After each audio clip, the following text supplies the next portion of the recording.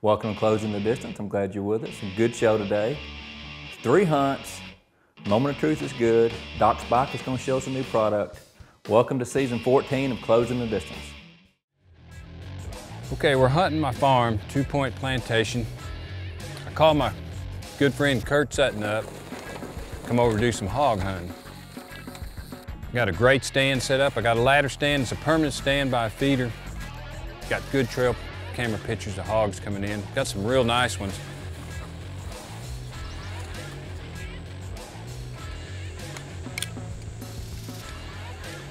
So we decide to head in about an hour before dark. And I knew there was a group coming in right at dark, you know, good daylight to shoot.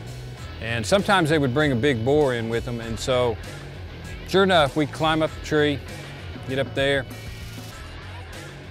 We're not up there probably an hour, and hogs start coming in.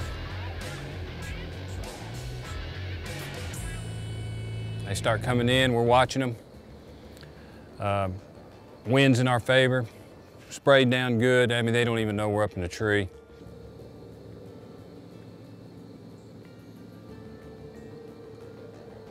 They come in and we see them, and the big one's not with them. So we sit there and watch them a while. They eat around. So we let this group come in and leave.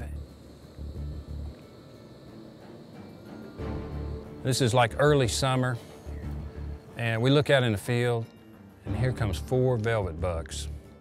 Now, being in May, you ain't gonna see much antler growth, but there was one in particular that was just shooting straight out. And here on 2 Point, really this is a hog hunting farm, but occasionally I get some nice whitetails in. But I was really pleased to see these 4 bucks show up in May and already have pretty good antler growth, especially the one.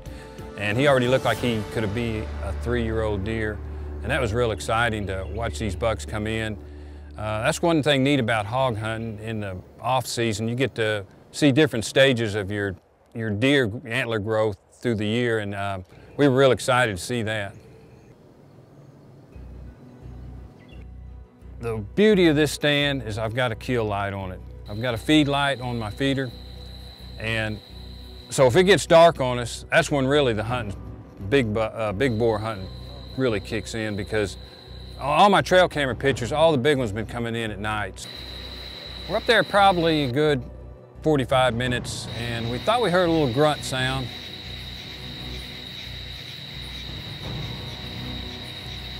The hog come in, and what I did, I got my camera, I had it on a monopod, keeping it as still as I could, and I opened the shutter up wide open, and it makes it a little grainy. And I'm sitting there, and Kurt's getting ready. He's got his bow ready. The hogs, we're just waiting for him to turn broadside. We're getting ready to deliver the goods. He comes in, he's broadside. Kurt gets ready. He pulls back, he lets go, and the most awesome sight I've ever seen in my life. I mean, this luminoc looks like a bolt of lightning flying through the air. It hit that hog perfect in the lungs. It was just so awesome to watch the full flight of the arrow versus just a little dot flying through the air with the open shutter. It's really neat. I'm really getting into this open shutter deal, and I'm gonna do it some more in the upcoming years. Kurt come back the next morning, and we walked up to the feeder, and I mean, we looked over there and we saw blood, and we went like 40 yards, and the hog was laying there dead. We could have recovered him easy. Man, this sucker's huge. Man, what a beast. That rascal is huge. What's exciting about this footage is you know, we love luminocs. I love them in the daytime, but now I got a new way to use a luminoc at night, and it just makes awesome footage. And in the future, I'm gonna do some more of this. Hey, welcome to this week's Doc Spike Review. I'm gonna show you something that's awesome that we use hog hunting all the time, is these dead downwind field wipes. They've always had them. They're new and improved. And what's neat is you can pull them out, they're resealable, they're moist. If you're dragging a hog out, if you get dirt on your hands, you can wipe your hands off. It's like taking a shower in the woods. You can clean your arrows off with it. But what I love about them in the summer is wiping. When you get up there and you're sweating, you can remove sweat and remove scent up in the tree. Dead downwind field wipes is an awesome thing to carry with you on your hunt. So until next week, I'm Doc Spike. That's how it is. Well, mid-December, like December the 15th, I was scheduled to be in South Texas on a whitetail hunt during the rut. Hunt got canceled.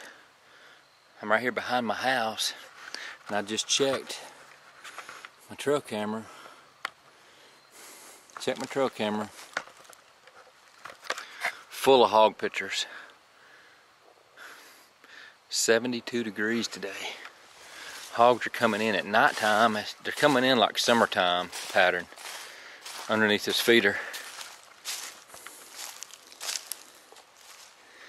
You can see how they've been rooting it up. The problem I hadn't been able to hog hunt here in the last several months because my light fell. Had a light up about 20 foot up here on this pine tree. I put my safe sticks up. Light fell, busted the bulb, got the bulb replaced. About to hang this light back up. I don't care what time they come in. We're gonna whack a hog. If you can't deer hunt, hog hunt. Let's get us one. Well, I finally got the floodlights back up. Hogs were coming in. And it was several days after I got the floodlights back working before the hogs showed back up. And the temperature changed. At the front it came in, instead of it being in the 70s, it was in the low 30s. Really good weather for December here in East Texas. And I was getting ready to go to bed. It was late, and anybody that's ever hunted with me, they know that I don't stay up late. Well, I'm standing inside of my house, and the hogs are under the feeder. Some big ones too. But it's late. I mean, it is late.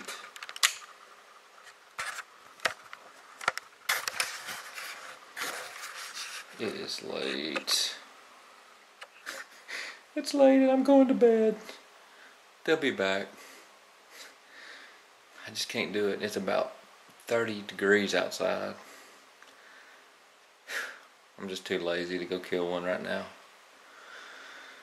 But, man, I don't know. If I can talk somebody into filming me, we'll try it. We'll just see. Well, I talked my wife into filming me. Check this out.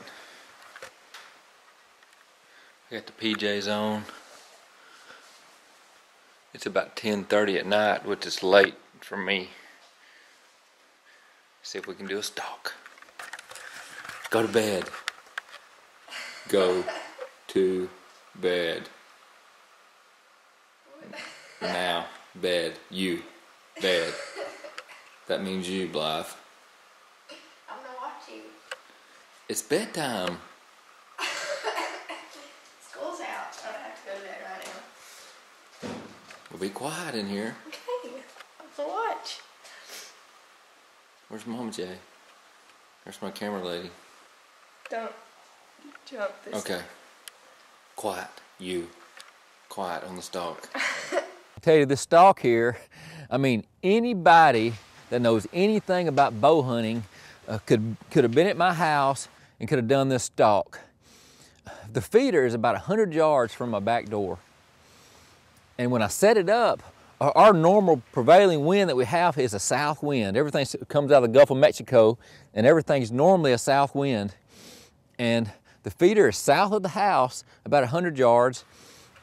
I looked outside. I've got one of those weather stations there, and I looked at the wind. It showed the wind to be out of the south. So this stalk was going to be like taking candy from a baby. Nothing to it. Dark outside. I've got the lights facing the other way. The hogs are not going to see me. They're not going to smell me. This is going to be an easy, easy stalk.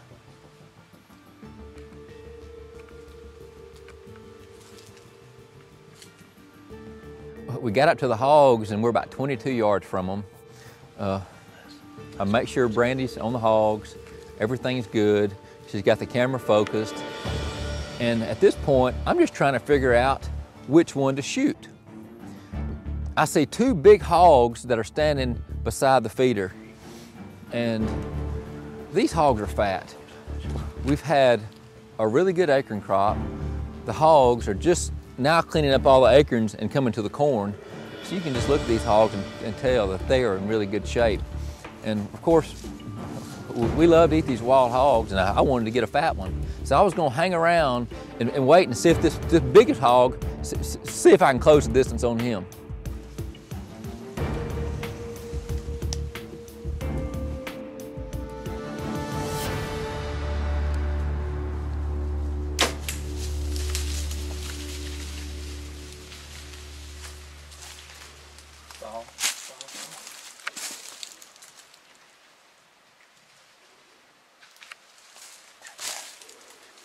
Smoked him. It's cold, Dave. Great shot. Perfect. He fell on the entrance hole and it shoved, look how it shoved the air out. Can you even see this? It shoved the arrow back out with the broadhead pointing up. You can see the T1 right there sticking up. That's why you always be careful when you walk up to your animal. Leave not still glowing. There's my camera wife. Hello. Talk to us, babe. What do you think? Tell us your experience. I think we did good. It was a big old boar. There was tons of them, so he was having to tell me which one he was going to shoot, but he got a good one.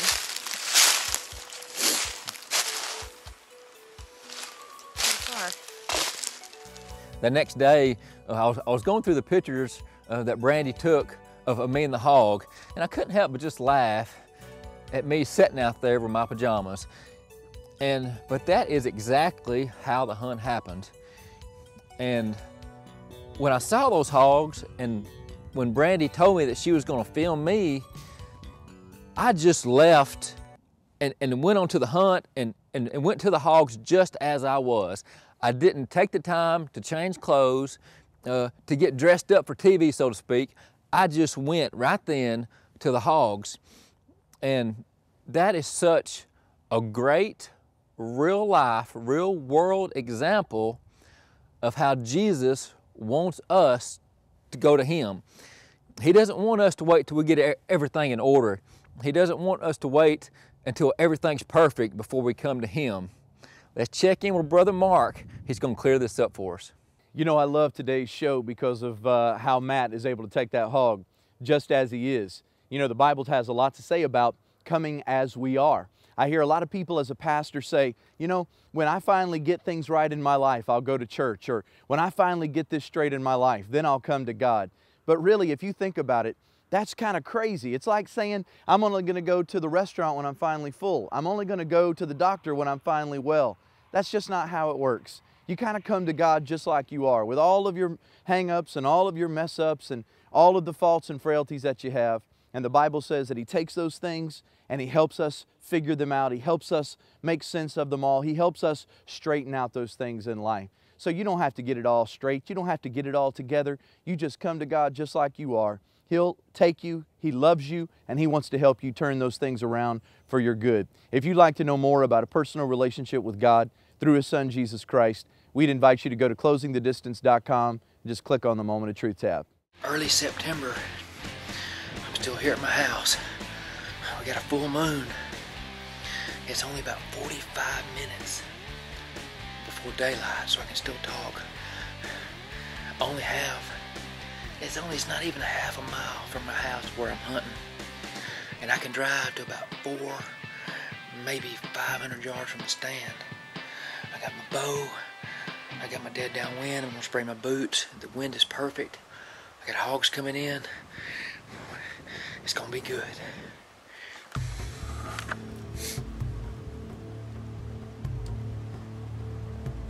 This was such a really fun hunt.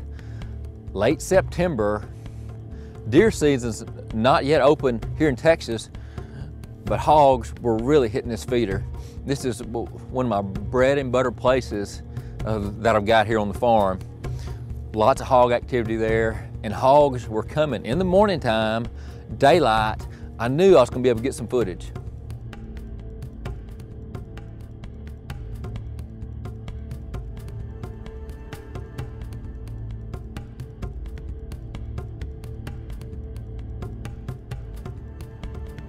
When the hog got under this feeder, you can see the mistake I made.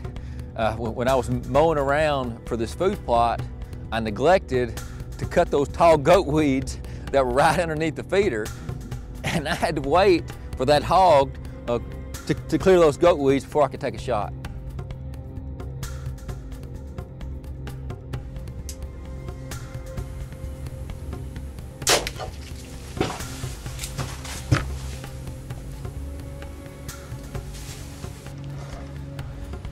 I can already see blood.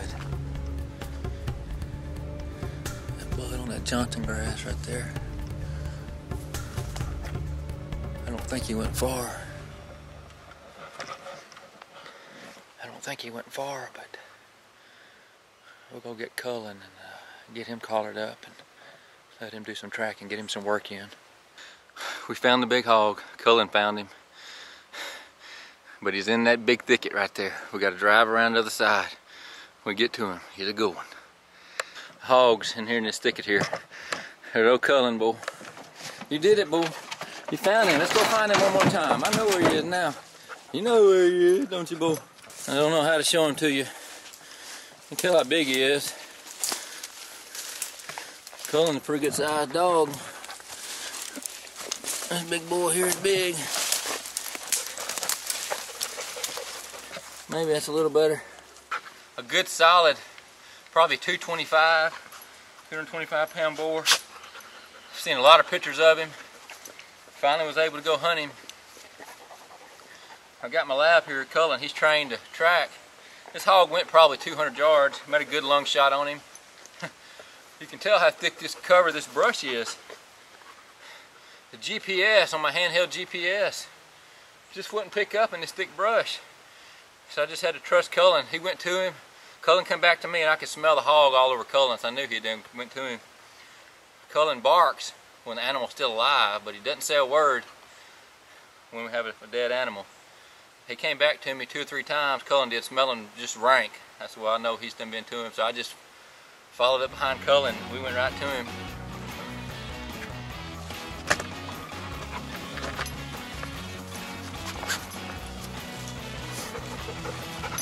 Come on, boy, kennel up. Let's go. Let's kennel up. Let's go. Good boy. Good boy. Gotta go get the tractor. Gotta go load him. Get the tractor. Kennel.